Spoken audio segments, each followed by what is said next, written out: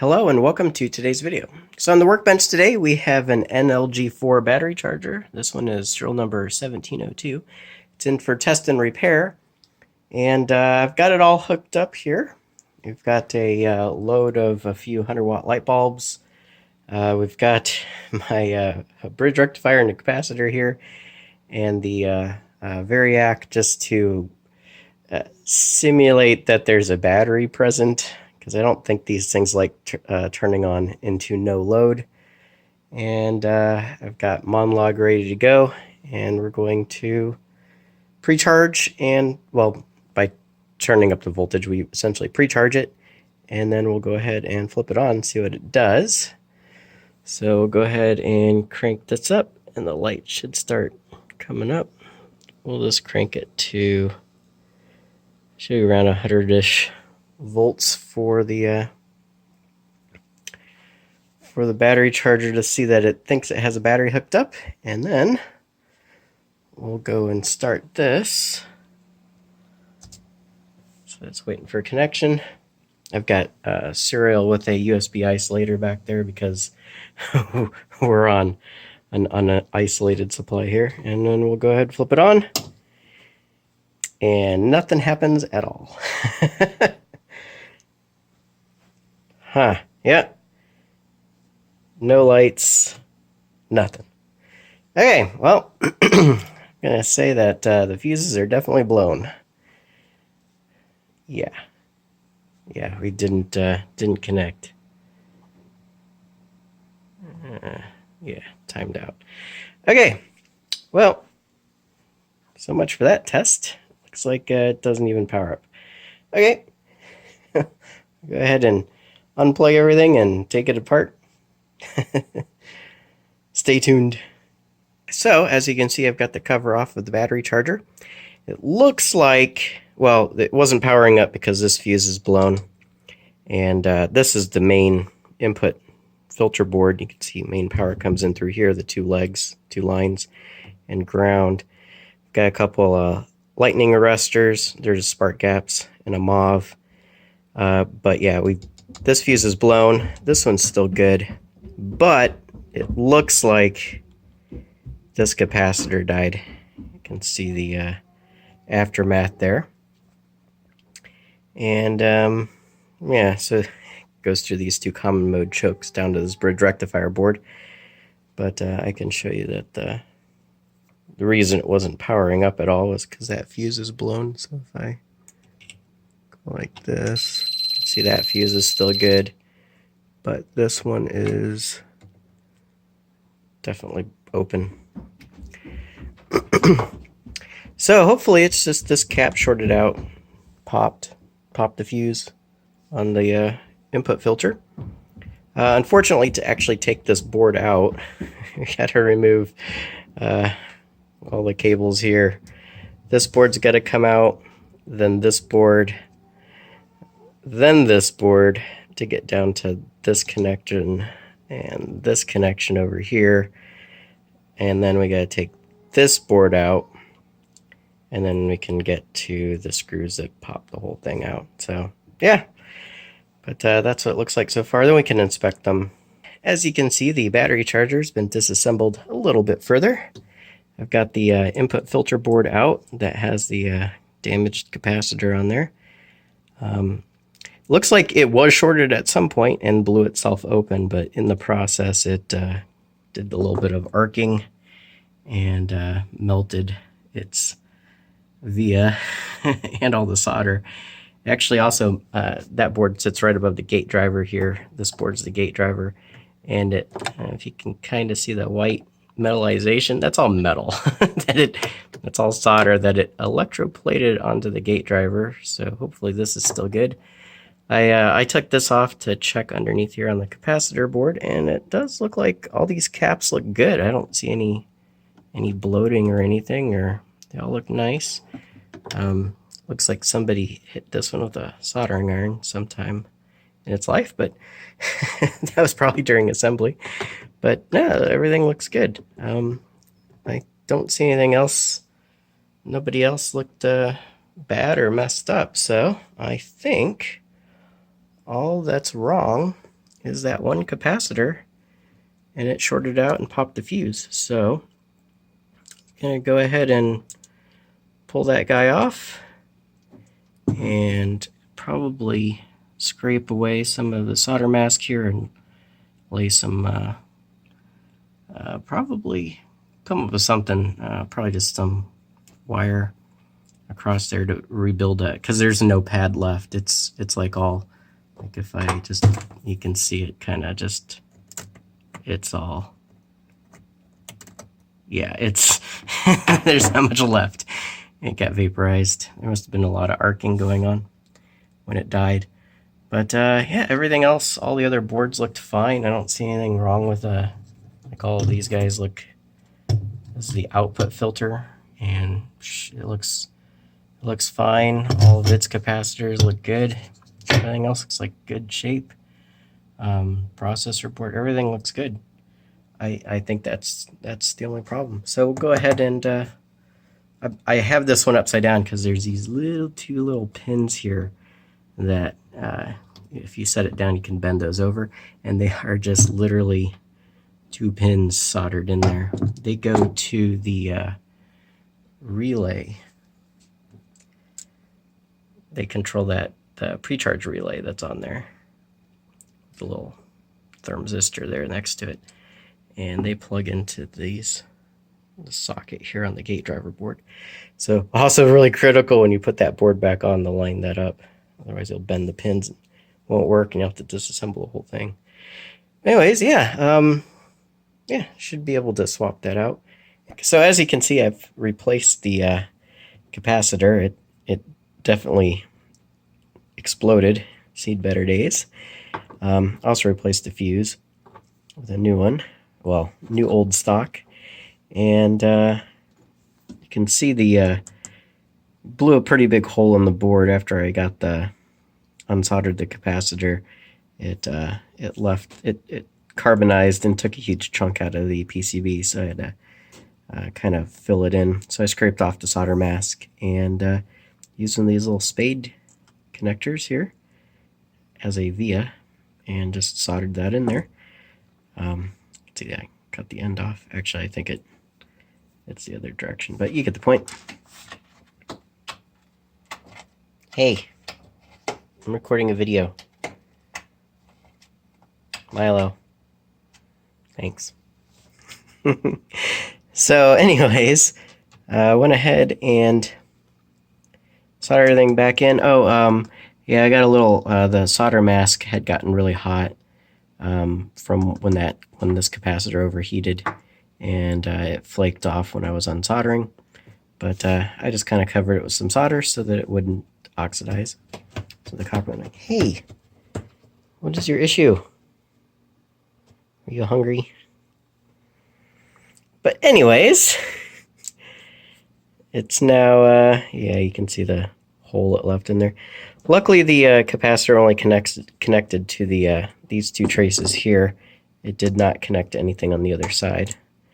And you can kind of see my little overzealous silicone there, but it's glued in. So yeah, new capacitor. So that should be good. And that was the fuse. You can kind of tell that they're slightly different color, but same fuse. So should be able to put that back in and yeah, put everything back together and fire it up and see if we can get it up and running. So as you can see, I've got the battery charger back together, and gonna try and turn it on, see what happens. Same setup as we had before. Got the serial port hooked up, power. We're gonna simulate a battery, a low battery, and then we've got only like a 300-watt load on it. Should see this just flip over to green saying the battery's fully charged really quick, and hopefully no yellow light, no errors. And so it's the same test as before. The only difference is we've got the supervisor over here. He's occupied with other things right now. So here we go. We're going to crank this up. I think we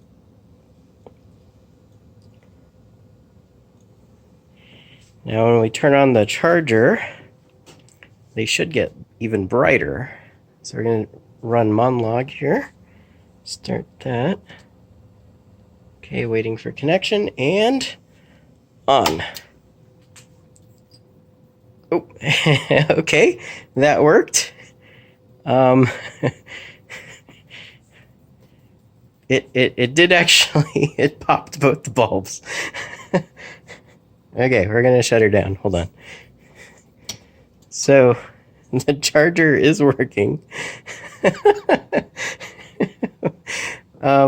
We did get some data. So hold on, let me turn off the light here. So, apparently it's programmed to put out 200 volts. Okay. Yeah, so we were putting a battery was at 120 and it tried to boost it up to 200. And we pulled an amp, put an amp in. Yeah, so apparently 200 volts is too much for a 120 volt light bulb, and it popped it. But it was working. So this is good. Okay, let me rethink my test here. We'll have to, maybe we'll, yeah, hold on. Come up with something. But it's definitely working. And we were just cycling between two. It was probably overvolting and coming back down because it's flipping between two different modes. Yeah, huh. That's not good. I popped both of my light bulbs. Okay. I'll turn this down here. And let me think of a different load to put on this that can handle. Man, I don't know if I've got anything that can handle 200 volts. Let me see what this charger is actually programmed for. I think it might actually be programmed for 200 volts. When I think about it. Alright, yeah. You do some investigations. Okay, so I should have checked the profile before testing the battery charger to see what it's actually being programmed or told to put out. Let's go view it here. Oh yeah, okay, so 180 volts. Yeah, with a 230 volt 90 amp hour battery pack. Okay, so this is definitely not stock. Somebody's modified it. And yeah. We're looking for 196 volts. Yep. And we need to be over 100 to trick it into going to the next phase. Wow, okay. Whoa. That's, this charger can't do this much. That's 200 times 25, that's 5 kilowatts. This is only a 3.3 kilowatt charger. And then they got 30 amps. It can't put out 30 amps. Not 100% sure that this profile is set up properly. What else do we got? Yeah, wait, are these two are the same.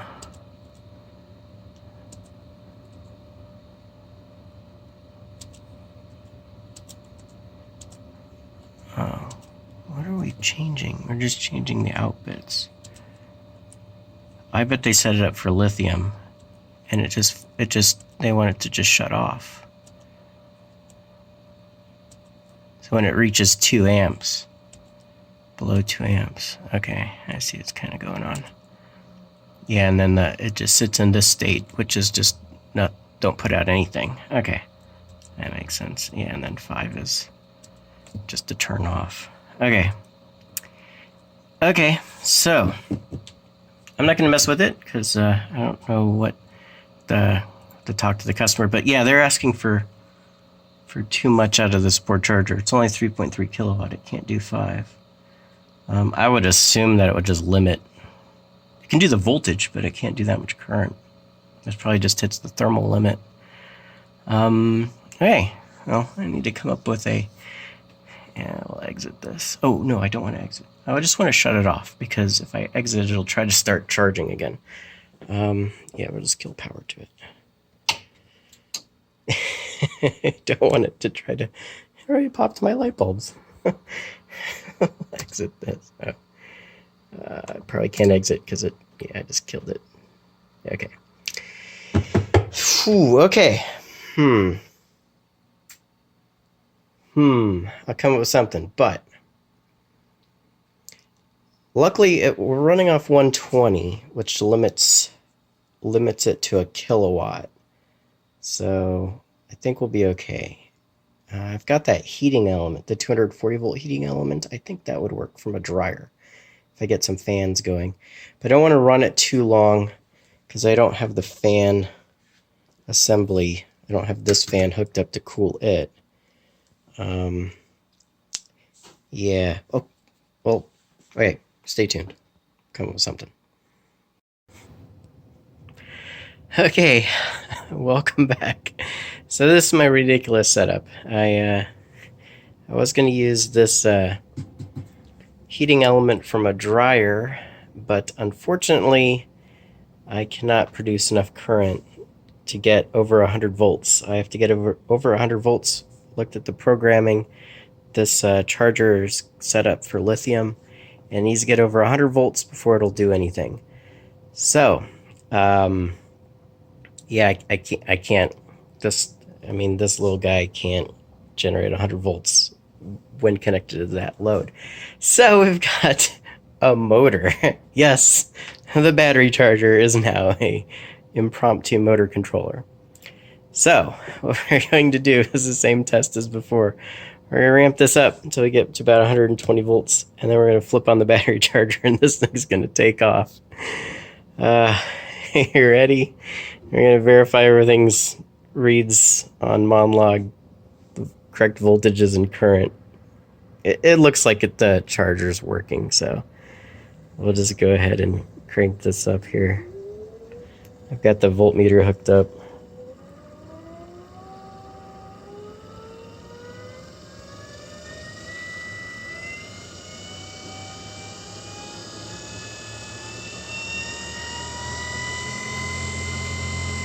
So over 100 volts. We're spinning pretty quick. You ready?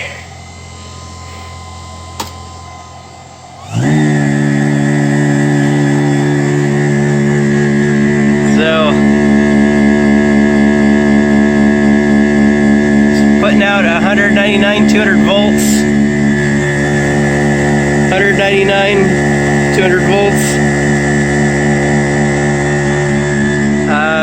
Battery current is fluctuating around, looks like peak of an amp. So if we put this in to measure current, I'm going to zero it.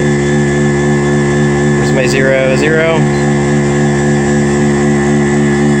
And get on one of the legs here. This meter doesn't work very well, especially given it's pulsing.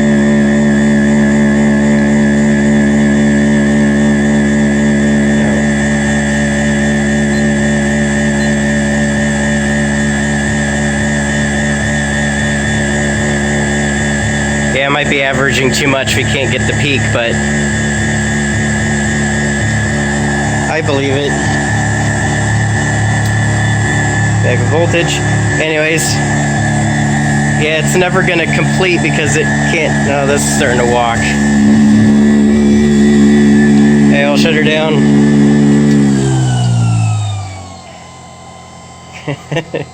Now we're back to the. Anyways.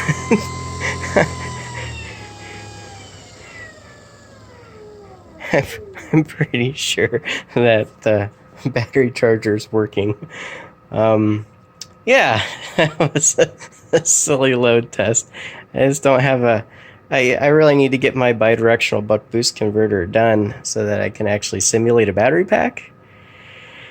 Because I don't have a battery pack anymore to hook up to test these things. But yeah, this is what you end up when you don't have the right tools or equipment. Batteries. Anyways, yeah, looks like it's working. I'm gonna put the case back on it and button it up, and yeah, pack it, get it ready to ship. But yeah, it looks like everything's working now. The only thing that was bad was the one popped fuse, and the one capacitor went bad, shorted out, and that's what popped the fuse. Everything else looks fine. Like there's nothing else looks wrong with it. But it's hitting the target voltages. It's really hard to tell it's hitting the target current. I just don't have like a way to put a constant load on it, which is a shame, but yeah. Oh well. Thanks for watching. Bye.